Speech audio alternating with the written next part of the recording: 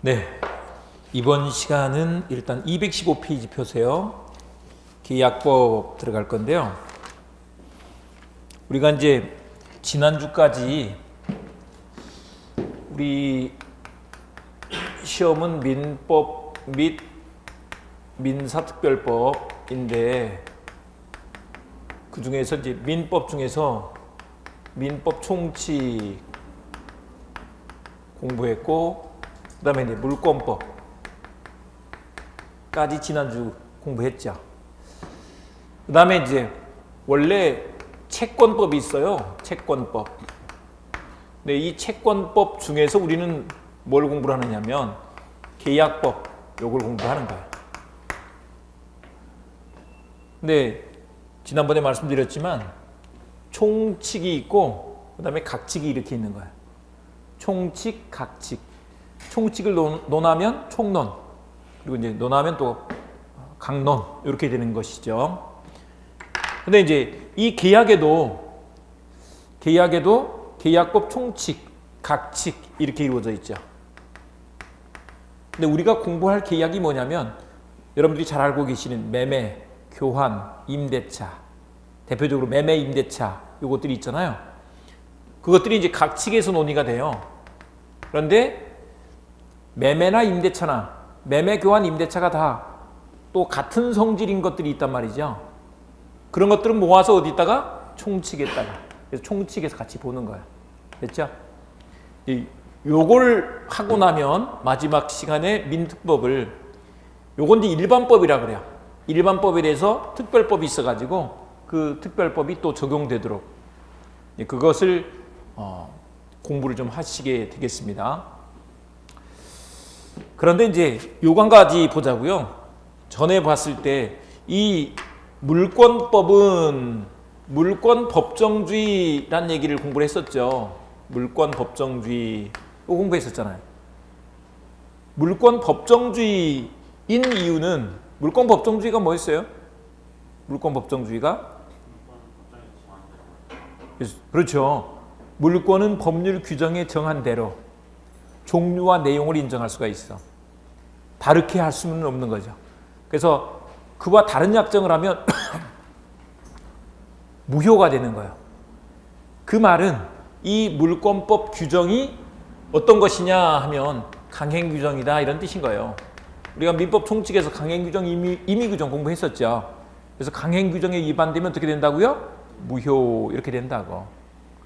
그런데 이제 그에 비해서 이 계약에 와서는 이 계약은 계약 자유의 원칙이라는 것이 있다. 계약 자유의 원칙이라는 것이 있는데 계약을 자유롭게 할 수 있다는 것이죠.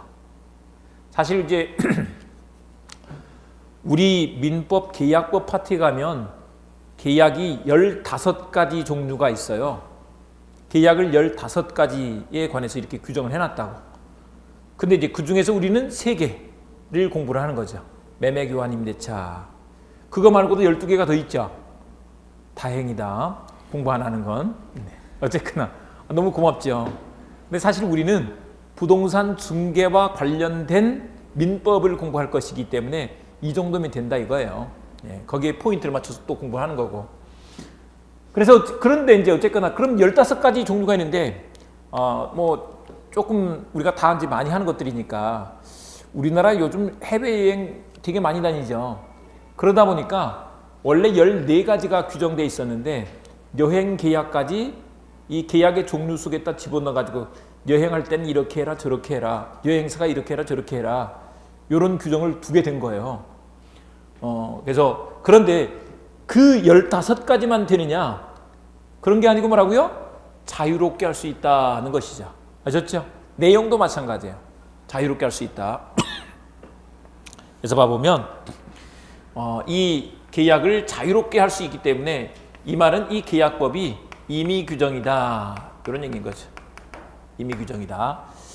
임의규정이라는 얘기는 뭐예요? 그 법을 그렇죠 마음대로 그 법을 적용하고 안 하고는 그 사람들 뜻대로 하면 되는 거야. 임의로 하면 되는 거죠. 그런 의미에서 임의규정 이렇게 말한다. 기본 원칙이 그래요. 물권법은 강행규정, 계약법은 임의규정 그러니까 계약법 규정 내에 이렇게 15가지를 규정해놨는데 그런 계약을 뭐라고 하느냐 하면 전형계약이라고 그래요. 전형계약. 아셨죠? 15가지 종류 속에 들어가 있는 거. 그런데 그렇지 않은 거 자유롭게 할 수가 있어. 비전형계약 상관없어 이 말이에요. 이것들은 법에서 이름을 아예 붙여줬어요. 붙여줘서 이런 걸 뭐라고 하느냐, 이름이 있어. 그래서 유명계약이라고 이렇게 한다는 것이다. 뭐라고요? 유명계약. 이름이 있다. 그래서 그러니까 여러분들도 유명해요? 안 유명해요? 유명하지. 부모님이 이름을 다 붙여줬잖아요. 이름이 있잖아. 예. 그런데 이제 비전형계약은 이름이 없어. 그러면 뭐겠어요? 무명계약. 예를 하면 얘는 아는 거야. 이제 유무니까 유명, 무명 이렇게 될 거잖아요. 네, 이렇게 된다는 것이다. 이게 인정이 돼요. 그런데 이제 이거 한번 봐보자고요. 매매, 교환, 임대차 이 계약들이 있는데 계약들은 어떻게 해서 이루어지는 거예요? 어떻게 해야지 계약이 되는 거예요? 뭐라고요? 다 지금 고개를 끄덕이고 있는 거죠. 나도 생각했는데 제가 먼저 대답했네 막 이런 느낌으로. 합의가 있으면 된다는 거죠. 합의. 계약은 뭐라고요? 합의가 있으면 계약이 되는 거예요. 그래서 봐보세요. 이제 우리 가장 대표적인 게 매매니까 매매를 가지고 보는 거예요. 매도인과 이 매수인이 X를 980만 원에 매매하는 계약을 체결한다. 이랬을 때 한번 봐보세요. X를 980만 원에 매매하는 계약을 체결했어. 근데 이 매매 계약이 이루어지려면 어떻게 하느냐? 합의가 있어야 된다는 거죠. 합의가 있으면 돼. 계약서까지 쓰는 거예요? 안 쓰는 거예요? 계약서까지 쓰는 게 필요해? 안 필요해? 계약이 성립하는데 계약서까지는 필요가 없다니까요? 합의만 있으면 된다고. 계약서를 쓰는 이유는 뭐라고요? 나중에 딴 얘기 할까 봐. 그러니까 증거로 남겨두려고 하는 거죠. 아셨죠? 그런데 이때 이 합의 봐보세요. 합의는 두 가지 측면에서 객관적 합치가 있어야 되고요. 객관적 합치. 여기서 객관적 합치라는 것은 뭐냐면 내용적으로 일치하는 거예요. 내용적 일치가 돼야 되는 거야. 근데 이 말은 뭐냐면 갑은 X를 980만 원에 팔려고 하고 있죠. 그런데 을은 X를 또 980만 원에 살려고 하고 있잖아요. 그러니까 이게 내용적으로 합치한 거예요. 내용적으로 맞아. 아셨죠? 이렇게 되는 것이다. 이럴 때만 되는 거야. 이럴 때만. 그렇지 않으면 안 되는 거죠. 예를 들면 이 사람은 980에 살려고 하고 있는데 팔려고 하는 사람은 10만 원 더 받으려고 한다고 봐보세요. 합의가 돼야 안 돼요? 안 된 거지. 그러면 계약은 성립하지 않는다는 것이다. 그리고 또 한 가지가 주관적 합치가 있어야 된다 이렇게 말한다. 뭐라고요? 주관적 합치. 이 주관적 합치는 뭐냐면 상대방에 대한 일치예요. 상대방 일치. 예를 들면 갑은 을한테 지금 팔려고 하고 있죠. 그런데 만약에 다른 병이란 사람이 와가지고 그거 나한테 팔아라. 그러면 될까요? 안 될까요? 안 될 게 뭐 있어? 그러나 계약은 안 됐다 이 말인 거죠. 이렇게 생각해 보시면 돼. 다시 다른 말로 우리 이제 봐보세요. 혼인도 계약이다 그랬죠. 혼인 계약이라고 아니라고? 계약이라고 그랬어. 근데 내가 그녀에게 청혼을 했어. 근데 다른 여자가 와서 야 그럼 나랑 결혼하자. 그러면 이거 혼인의 합의가 된 거야 안 된 거예요? 안 되는 거죠. 맞죠? 이제 여자분들이 더 많으니까 뭐 여자분 입장에서 내가 걔랑 결혼하고 싶어서 그 남자한테 결혼하자 그랬단 말이에요. 그랬는데 내가 싫어하는 걔가 와가지고 나랑 결혼하자 그러네? 합의가 되냐고요 안 되냐고요? 합의가 된 거야 안 된 거야? 안 된 거다 이 말이죠. 요 계약도 마찬가지. 요 계약도 마찬가지로 갑이 을에게 팔려고 해. 근데 다른 사람이 나서서 나랑 계약 체결하자. 그런다고 되는 게 아니라고요. 근데 물론 그렇게 할 수는 있겠죠. 근데 그러면 그때는 어떻게 해야 된다고요? 그쪽에서 좋아. 그렇게 할 수가 있죠. 조금 더 그 재밌게 하자면 걔를 그렇게 쫓아다녔는데 안 들어줘. 근데 그때 막 나를 좋다고 하는 사람이 있네. 그래서 홧김에 결혼해. 그런 사람들이 있죠. 아니 뭐 없으면 없고요. 옛날에 봤더니 옛날에 본 게 아니라 요즘도 뭐 그런 거 많겠지 뭐. 이제 남자 입장에서 그녀와 7, 8년을 사귀었는데 헤어지고 6개월 만에 딴 여자랑 결혼하대? 그런 사람들 많이 있잖아요. 선 봐서. 예. 어쨌거나 그때는 합의가 된 거잖아요. 나 너랑 결혼한다. 이게 합의가 된 거잖아. 요것도 마찬가지다 이 말인 거죠. 아셨죠? 그런데 이제 합의가 안 되면 이걸 뭐라고 하느냐? 불합의라고 할 건데 이 불합의가 되면 계약은 성립하지 않는다라고 이렇게 되는 거예요. 아셨죠? 계약이 성립하려면 뭐가 돼야 된다고요? 합의가 돼야 된다. 근데 이제 이 합의가 성립하기 위해서 어떤 방식이 있어야 되느냐 하면 가장 대표적인 게 청약과 승낙에 의한 계약 성립 요게 있고요. 그 다음에 이제 의사실현 그리고 교차 청약이라는 방식이 있다라고 한다. 근데 청약과 승낙에 의한 계약 성립 이건 뭐냐면요. 그러니까 누군가 먼저 청약을 하는 거예요. 청약.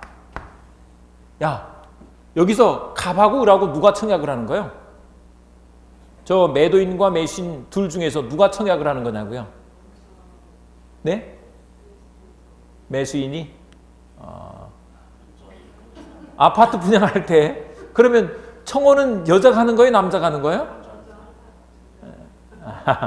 그런 거죠. 그래서 먼저 말한 사람이 청약을 한 거예요. 먼저 말한 사람이. 아파트 분양할 때 청약은 누가 해요? 청약은. 이것도 마찬가지예요. 옛날에 아파트는 사실 좀 지금도 뭐 그렇지만 아파트 지어놓지도 않고 선분양 방식으로 막 사람들이 청약하죠. 한마디로 그 아파트 사겠다는 사람이 너무 넘쳐나니까 한마디로 그 건설사가 완전 갑행세를 한 거지. 지어놓지도 않고 야 사 해놓고 먼저 분양해놓고 나중에 지어서 당첨해가지고 주잖아요. 그런데 지금 봐보세요. 만약에 아파트가 안 팔려 그럼 어떻게 해요? 아파트가 싼 값으로 내놓죠. 옛날에 뭐 예를 들면 뭐 5억이었는데 이제는 뭐 4억 5천에 내가 싸게 팔릴게. 그거 걸어놓은 거 뭐예요 그거? 청약한 거예요. 그럼 내가 그렇게 살게 하면서 가서 승낙하면 계약이 성립하는 거죠. 그래서 이 청약과 승낙에 의한 계약 성립은 먼저 말하면 청약이다. 청원도 마찬가지예요. 꼭 남자가 하는 거 아니에요. 여자가 급하면 뭐라? 청약하면 되지. 청원하면 되죠. 이렇게 하는 것이다. 그리고 이제 거기에 대해서 승낙을 하는 거예요. 승낙. 오케이. 여기다가 토를 달면 돼, 안 돼? 토를 달면 안 돼. 승낙은 그대로. 보통은 그러잖아요. 근데 이제 이거 980에 살래? 그러면 사는 사람 그렇게 사는 사람 어디 있어요? 10만 원만 깎아줘. 아니면 차비는 빼줘. 뭐 이런 얘기 하죠. 그러면 계약이 안 된다고. 계약은 승낙이 되려면 어떻게 해야 된다고요? 말 그대로 받아들여야 된다고. 그러니까 여러 가지들을 다 생략하고 이렇게 한 거예요. 그래서 승낙해서 이렇게 합의가 되면 요 합의 자체가 계약이라는 것이다. 이제 우리 민법 총칙 공부한 것들을 생각해 보자고요. 요 계약을 뭐라고 하느냐? 법률행위라고 하는 거예요. 계약이 뭐라고요? 법률행위다. 맞죠? 민법 총칙 공부할 때 법률행위가 뭐냐? 그러면 계약으로 바꿔서 읽으라 그랬잖아요. 맞죠? 법률행위에는 계약 말고도 또 뭐가 있느냐면 단독행위도 있어. 맞죠? 네. 그런데 어쨌거나 이 계약이 법률행위고 그러면 청약과 승낙은 뭐예요? 청약과 승낙이 요게 의사표시죠. 의사표시가 된다는 것. 얘도 의사표시야. 그러니까 계약은 의사표시가 최소한 몇 개 이상 필요해? 2개 이상 필요한 법률행위가 된다고. 법률행위가 뭐라 그랬죠? 그래서 의사표시가 꼭 필요하다 그랬었죠? 의사표시를 불가결의 요소로 하는 법률 요건이다. 이렇게 말을 했다고. 그래서 봐보세요. 그러면 이제 봐보자고요. 갑이 을한테 야 이거 980에 살래? 사라? 또는 을이 그거 나한테 980에 팔아라? 라고 청약을 했죠. 그러면 그 의사표시는 언제 효력이 발생할까요? 언제 발생하는 거야? 민법 총칙에서 공부한 거 생각해 보자고요. 도달주의 공부했었잖아요. 도달주의 아셨죠? 이렇게 된다. 참고로 이 청약과 구별할 것으로 청약의 유인이라는 것이 있다. 제목을 한번 잘 봐보세요. 청약의 유인. 그러면 청약의 유인은 청약이에요? 아니에요? 청약이면 청약이라고 그러지 청약의 유인이라고 하겠어요? 유인이 뭐예요? 유도하는 거죠. 우리말로 하면 그냥 꼬시는 거야. 꼬시는 거. 꼬시는 거. 청약하라고 꼬시는 거 있어. 청약을 유도하는 거라고. 대표적으로 우리 이제 이런 거 한번 생각해 보세요. 예를 들면 구인 광고 한번 생각해 보세요. 구인 광고. 구인 광고 사람을 구합니다. 주방 아줌마 구합니다. 이렇게 해서 광고를 했어. 아무 아줌마나 가면 써줘요? 안 써줘요? 여러분들은 안 써줘. 안 써준다고요. 왜 안 써줘? 그러니까 시킨 대로 일을 잘하겠는지 안 잘하겠는지를 보잖아요. 그러니까 구직자가 찾아가는 게 청약이야. 그리고 사장님은 승낙을 하는 거죠. 그래서 면접 보고 승낙을 하면 그때 근로계약이 성립하는 거라고. 그러니까 거기다가 구인 광고 내는 건 뭐예요? 청약을 하게끔 하는 거죠. 청약의 유인이다 이렇게 말하는 것이다. 아셨죠? 그리고 이제 승낙 보시는데 요게 있어요. 이 계약을 하는데 승낙을 하는데 이게 만약에 격지자 간에 했어. 격지자 간 승낙에 있어서는 발신주의가 적용된다 이렇게 말한다. 예를 들면 이렇게 한 거예요. 청약을 하면서 날짜를 10월 30일까지 대답을 해달라. 이렇게 이 청약을 했단 말이에요. 10월 30일까지 대답해줘 라고 했더니 그 사람이 10월 25일 날 편지로 승낙을 했어. 그런데 그것이 10월 28일 날 도달했어. 그러면 계약은 언제 성립하느냐? 10월 25일 날. 격지자 간 계약에서 계약이 성립하는 시기는 뭐라고요? 발신주의. 발송했을 때 바로 성립한다라고 본다는 것이다. 아셨죠? 언제 보냈어요? 25일 날. 우리가 이제 공부했어요. 상대방이 있는 의사표시 효력 발생 시기와 관련해서는 도달주의가 원칙이다 그랬었죠. 도달주의 원칙이라고 한다. 그리고 이제 이 10월 25일 날 이렇게 보내서 10월 28일 날 도달했을 때 10월 25일 날 효력이 생긴다고 했잖아요. 계약이 성립한다고 했잖아요. 이런 걸 뭐라고 한다고요? 발신주의. 그래서 발신주의가 적용되는 경우가 있었어요. 이게 발신주의다. 또 앞에서도 공부한 게 하나 있긴 합니다. 뭐에서 그런 게 있었더라 하면 무권대리에서 그런 게 있었어요. 무권대리에서 그 상대방이 무권대리는 무효죠. 본인한테 너 어쩔래 물어보는 거야. 추인할래 거절할래 물어본단 말이에요.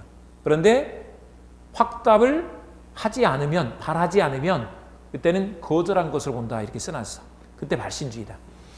그래서 격지자 간 계약의 성립과 관련해서 그렇고 그 다음에 무권대리 상대방의 본인에 대한 최고에 대한 확답에 대해서 발신주의라고 한다. 그래서 격무 두 가지만 외운다. 격무. 아셨죠? 그건 나중에 또 공부를 하도록 합니다. 지금 안 외워도 상관없어요. 안 외워도 나중에 다르게 되니까. 미니얼은 계속 그러죠. 인문 강의 때 되게 너무 열심히 하지 말라고. 그런 사람들 너무 열심히 하는 분들 조심해야 돼요. 왜 조심해야 되느냐? 가다가 힘 떨어진다니까요. 그러면 안 돼. 시험 공부는 마지막 2달만 열심히 잘하면 된다고. 아셨죠?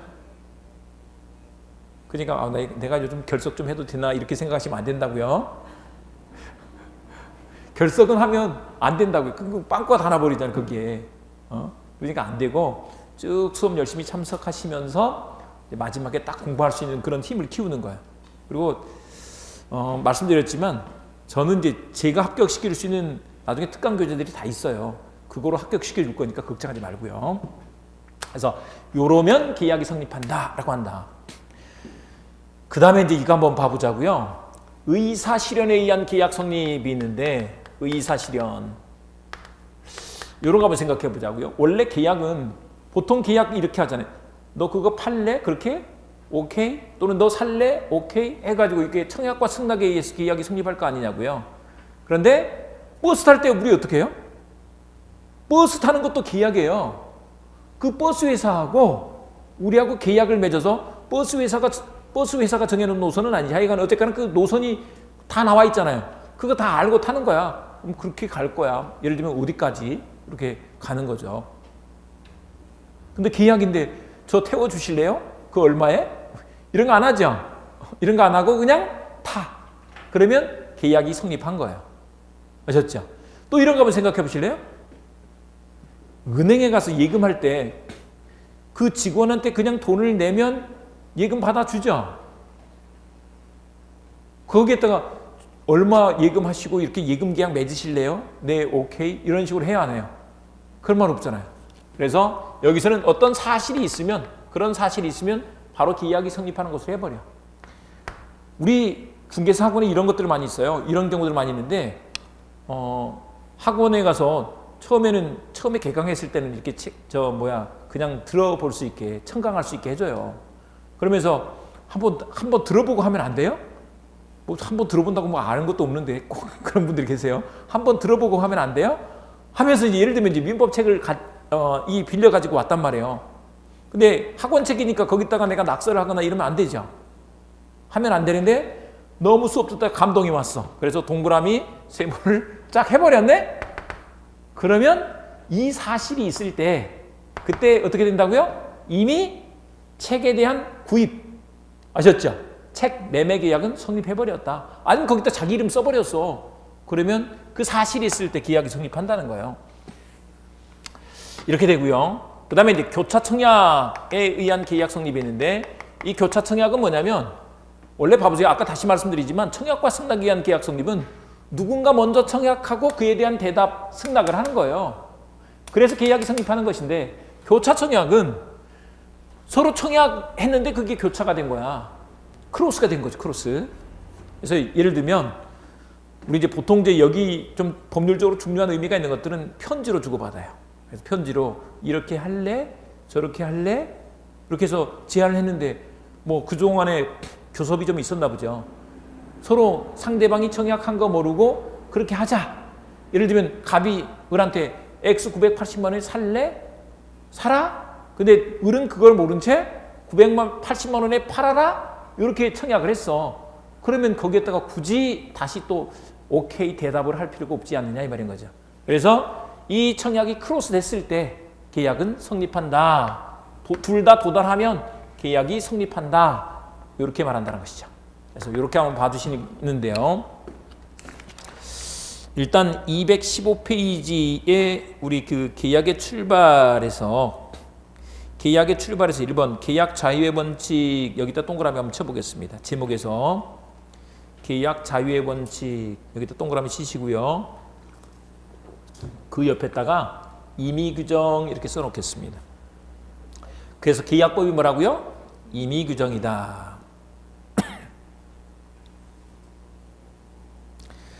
거기 봤더니 뭐 밑에 계약 자유 원칙에 이런 자유가 있다네. 이런 자유가 있다고 하는데 그거 외울 필요는 없다. 혹시 퀴즈 프로에 나갈 일이 있으면 외워둬도 괜찮아요. 네, 그건 뭐 필요 없고 넘어가도록 합니다. 216페이지 가시면 2번의 계약의 종류 요게 나와 있는데 요거를 잠깐 한번 보고 갈게요. 먼저 이제 그 1번의 쌍무계약과 편무계약, 쌍무 동그라미, 편무 동그라미 해볼게요. 밑에 1번에 먼저 딱 뜻을 한번 봐보자고요. 쌍무, 편무 뭐 같아요? 쌍방이 채무를 다 부담하는 거 쌍무, 한쪽 편만 채무를 부담하면 편무. 이렇게 쉬울 수가 없네. 쉽죠? 예. 그래서 봐보자고요. 우리 이제 여기서부터 매매 계약 한번 봐보세요. 다시 와서 저거 그대로 가지고 와서 매도인 갑하고 매수인 을이 있는데, 매매 계약은 매도인이 매수인에게 재산권을 이전해 주는 거예요.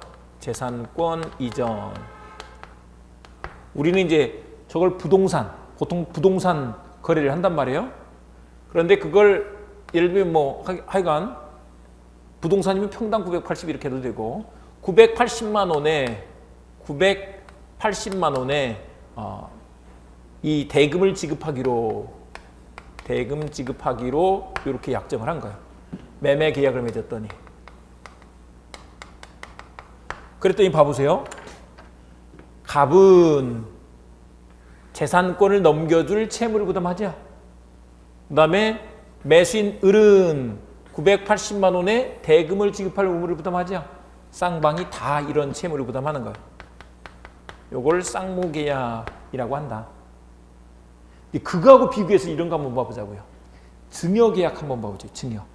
보세요. 이 주는 사람을 증여자라고 한다.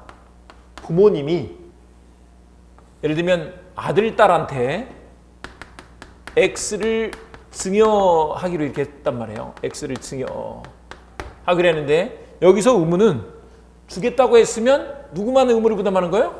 이렇게 증여자만 X를 주기로 한 거잖아요. 이쪽에는 의무가 있지만 을은 의무가 있어요? 없어요? 없는 거잖아요. 그러니까 한쪽 편만 의무를 부담해. 그러니까 증여계약은 뭐예요? 편무계약이야 이런 얘기죠. 아셨죠? 그런데 이제 우리 봐보세요. 우리는 무상계약, 편무계약 또는 뭐 무상계약 이런 거 공부할까요? 안 할까요? 안 하죠. 돈 되는 것만 해. 그래서 매매계약, 또 우리가 공부하는 교환계약, 임대차계약 이런 것들은 다 이게 쌍무계약인 것들이에요. 임대차계약은요. 봐보세요. 이 사람이 임대인이고 임차인이라고 보자고요. 임대인은 그 물건을 쓸 수 있게 넘겨줘야 돼. 쓸 수 있게 해줘야 돼요. 그리고 임차인, 세 든 사람은 그에 대해서 세를 줘야 되죠. 세를 줘야 된단 말이에요. 그 의무를 서로 부담하고 있잖아요. 세를 안 주는데 빌려줘야 안 빌려줘요? 안 빌려줘. 그러니까 뭐가 되는 거예요? 쌍무계약인 거죠. 거기에다가 오른쪽에 유상, 무상에다가 동그라미 칩니다. 유상계약, 무상계약 있죠. 유상, 무상에다가 동그라미를 치는데요. 이 매매계약은 또 유상계약이에요. 무슨 계약이라고요? 유상계약이다 이렇게 말한다. 그런데 이 증여계약은 무상계약이다 이렇게 말한다. 증여계약은 무슨 계약이라고요?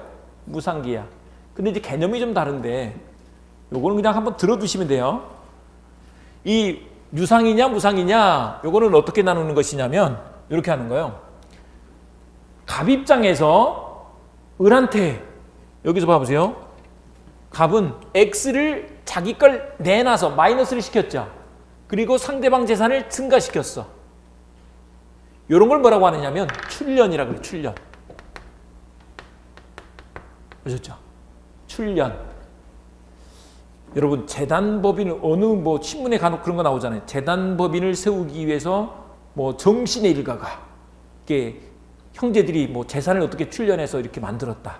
이런 얘기 들어보셨나요? 정신의 일가 모르죠? 우리 동네 우리나라 부자 정신의 있잖아요. 옛날에 그런 거 뉴스 나오던데요. 예. 같이 내놓으세요. 그러니까 내놓는 걸 뭐라고 한다고요? 출연. 방송국에 출연하는 거 아니야. 출연. 내놓는 걸 출연이라고 한다.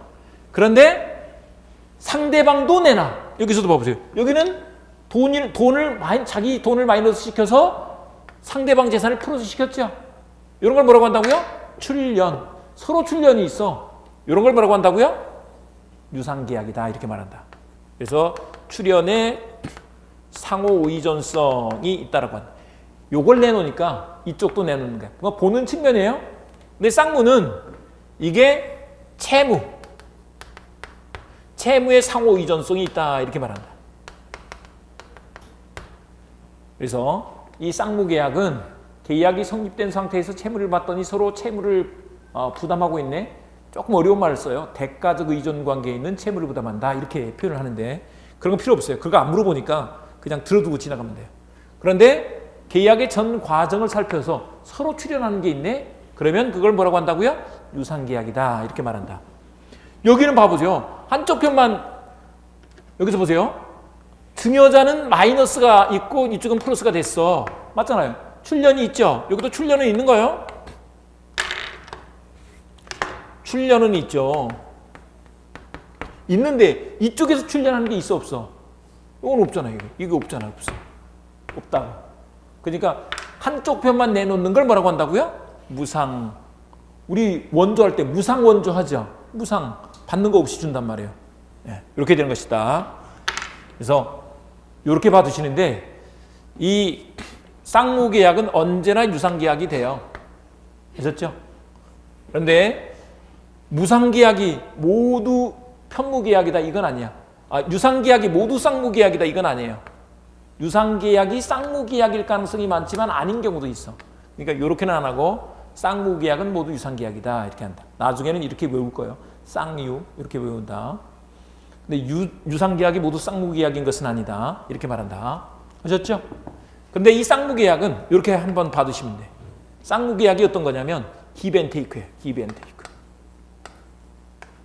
요게 훨씬 더 요즘 사람들한테는 확 와서 닿는 얘기죠. 기브앤테이크에 관계 있는 그래서 기브앤테이크 계약이다 라고도 이렇게 말하는 거예요. 우리 책에는 안 써놨지만 봐보세요.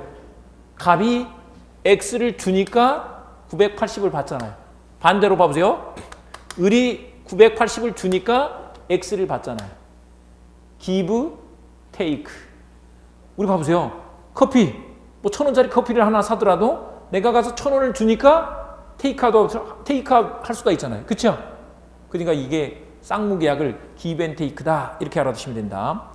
굉장히 중요한 표현인데 나중에 또 좀 이렇게 보시면 돼요.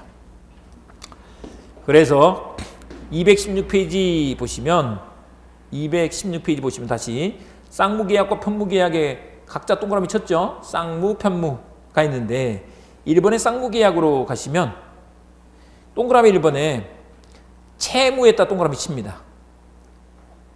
채무를 부담하는 계약이다. 이렇게 해놨습니다. 그 다음에 이제 2번에 보시면 매매, 교환, 임대차, 매매 동그라미, 교환 동그라미, 임대차 동그라미 여기다 해둡니다.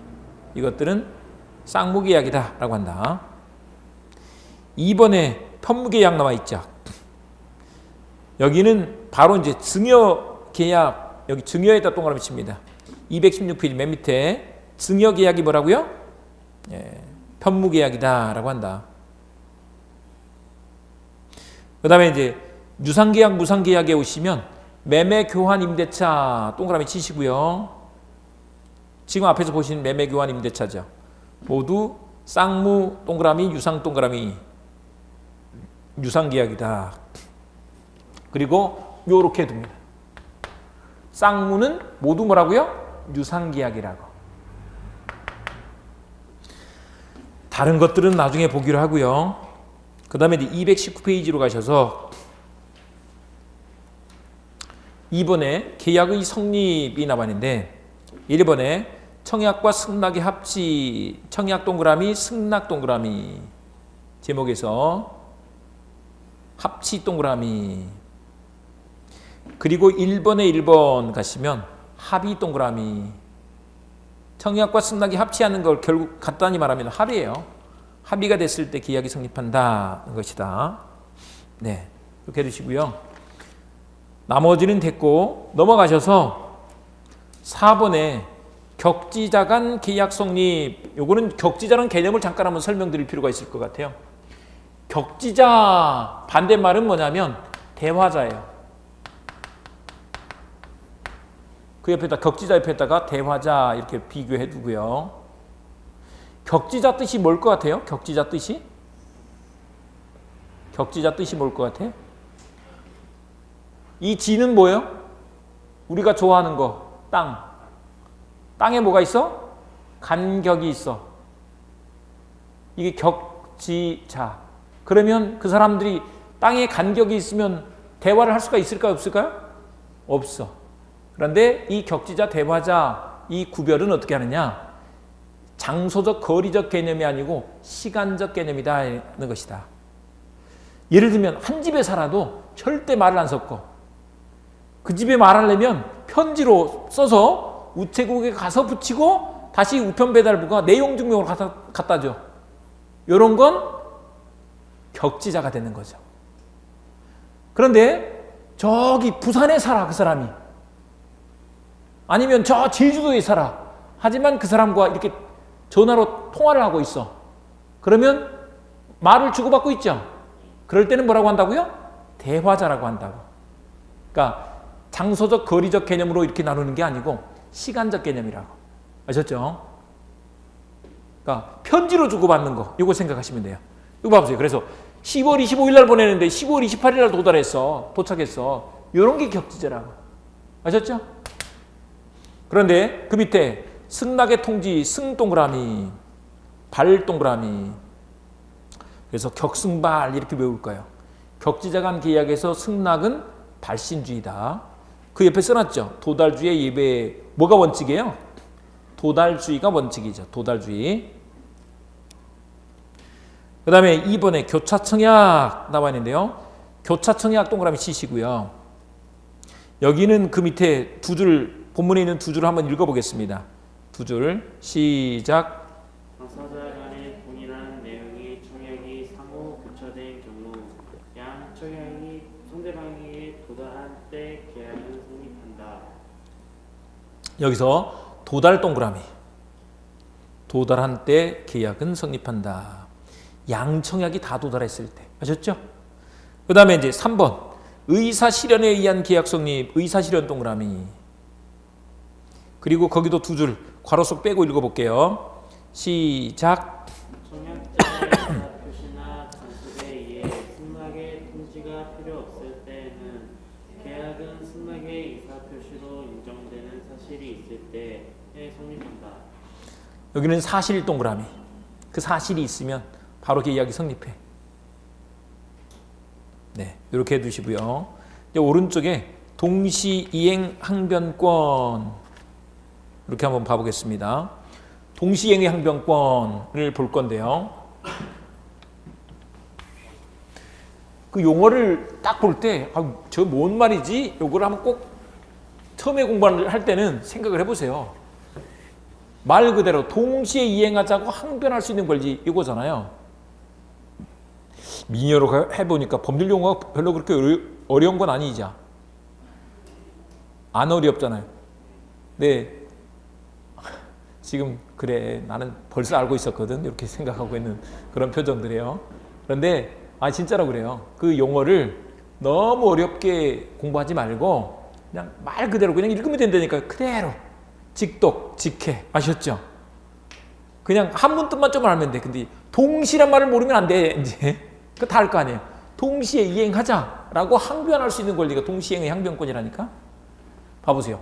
이제 이걸 보시면 아는데 갑, 매도인과 을, 매수인 사이에 부동산 X를 10억에 매매하는 계약을 체결한 거예요.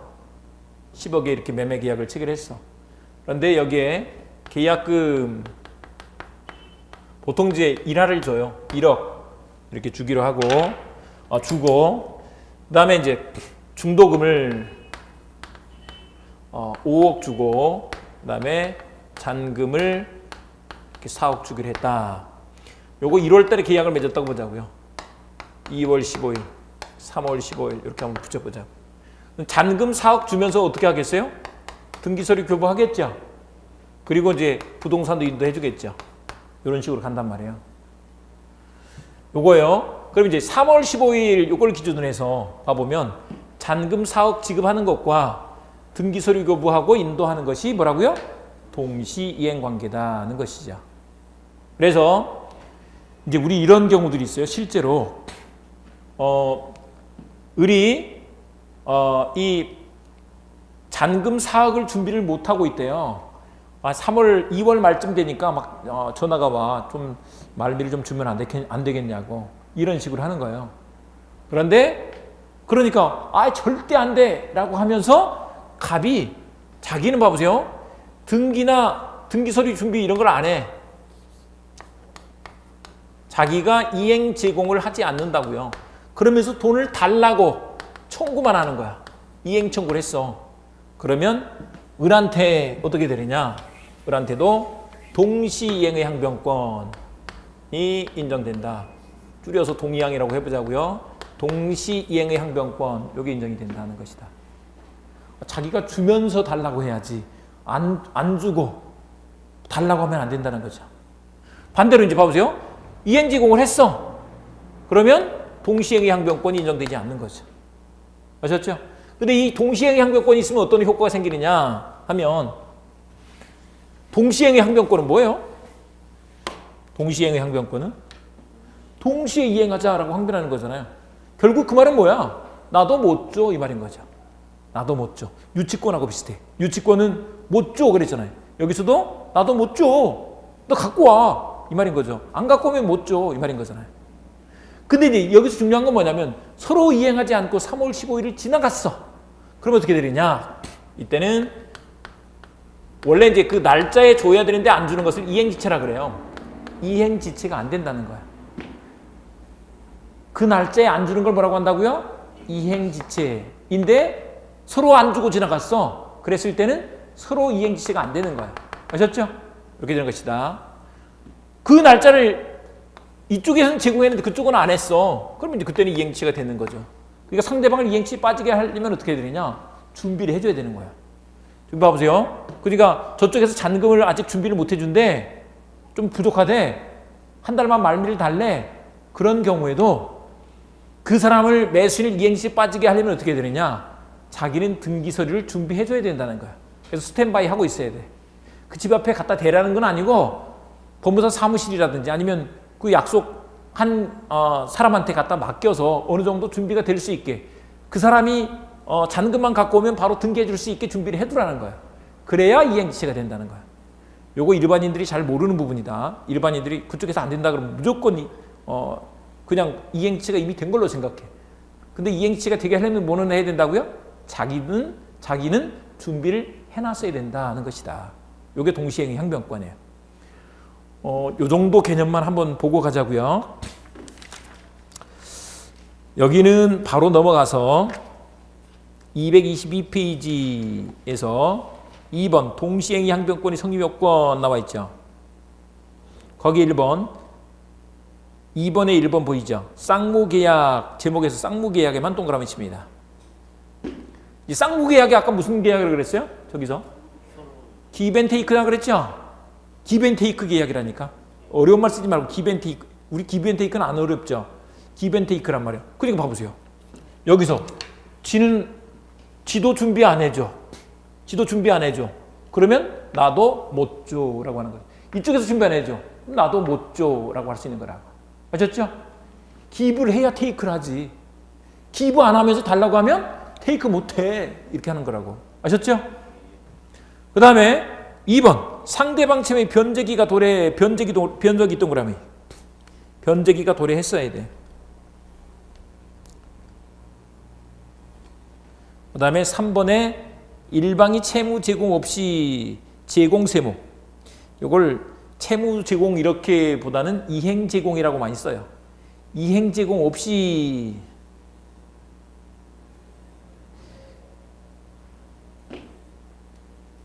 이랬을 때 그렇다.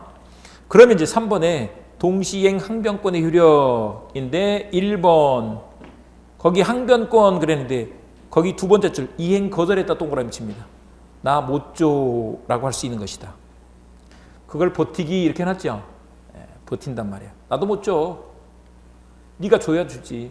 사실 어렵죠. 내가 줘버리고 나면 그쪽에서는 언제 받아요? 받기 어렵잖아요. 그런 문제가 있다는 것이죠. 그리고 이행지체 세무, 이행지체 책임의 면제 그려놨죠. 이행지체 세무라고 해놨다. 네, 이렇게 해두시고요. 나머지는 됐고 넘어가서 오른쪽에 225페이지 위험부담 요거 한번 보겠습니다. 위험부담 이렇게 해놨는데 여러분 말 그대로 한번 봐볼까요? 위험부담은 뭘까요? 위험부담은? 뭔가 위험하겠네? 뭐가 위험할까요? 산불 나면 위험한가요? 위험하지 않은가요? 우리나라는 별로 그런 거 없어도 막 미국 같은 데서는 막 산불 나니까 그냥 동네를 태워버리던데? 위험하죠? 예. 지진 나면 위험하죠? 예. 근데 그 위험을 누가 부담할 것이냐 이런 문제예요. 예. 그런 건데 잠깐 한번 보자고요. 갑하고 을하고 X를 10억에 이렇게 매매 계약을 맺었어요. 근데 이 X가 보세요. 만약에 산불, 뭐 쓰나미, 요즘 뭐 지진도 계속 나더라고요. 산불, 쓰나미, 지진으로 날아가 버렸어. 그런 일이 있겠죠. 근데 여기서 위험부담은 뭐냐면 그러면 없어진 건 어쩔 수가 없잖아요. 이거 어떡하지 이거? 매매 대금을 줘야 돼 말아야 돼? 봐보세요. 매도인이 줄 의무를 부담하거든. 이건 날아가 버렸기 때문에 못 줘요. 없는 걸 달라 그러면 안 돼. 근데 이제 문제는 그거를 이 매도인이 매수인한테 이 매매 대금 10억을 달라고 할 수 있을까 없을까? 결국 요게 날아가 버렸는데 그 위험 부담은 뭐냐면 그 대가. 결국 돈 10억짜리가 날아간 거잖아요. 이 10억을 달라고 할 수 있을까 없을까? 그 위험을 누가 부담하는 게 맞을까? 이런 차원이다. 어떻게 하는 게 맞겠어요? 못 줬는데 달라고 하는 게 맞아요? 어쨌거나 계약 맺었으니까 요거는 어쩔 수가 없고 10억을 줘야지 맞겠어요? 여러분 생각에? 예? 그렇게 하는 게 맞아요? 진짜 너무 유식하시다 다들. 봐보세요. 이거 기브앤테이크잖아요. 기부 못했죠? 그러면 테이크 할 수 있어 없어? 없어 이 말인 거야. 아셨죠? 기부를 해야지 테이크를 하지. 기부를 해야지 테이크를 하지. 근데 여기서 요거 불능이 된 걸 중심으로 해서 요게 채무자예요. 넘기는 사람. 그 다음에 이제 이 사람이 채권자야. 그래서 여기서 봐보세요. 요거 쌍무계약 맞죠? 쌍무계약인데 계약 체결한 뒤에 불능이 됐어. 그러면 이런 걸 뭐라 그래요? 후발적 불능이라고 한다고. 후발적 불능이 됐는데 이 산불, 쓰나미, 지진 같은 경우는 매도인, 매수인 모두에게 쌍방 모두 귀책 사유가 없죠? 쌍방 귀책 사유가 없어. 그랬을 때는 어떻게 하느냐? 채무자가 위험 부담하는 게 맞아.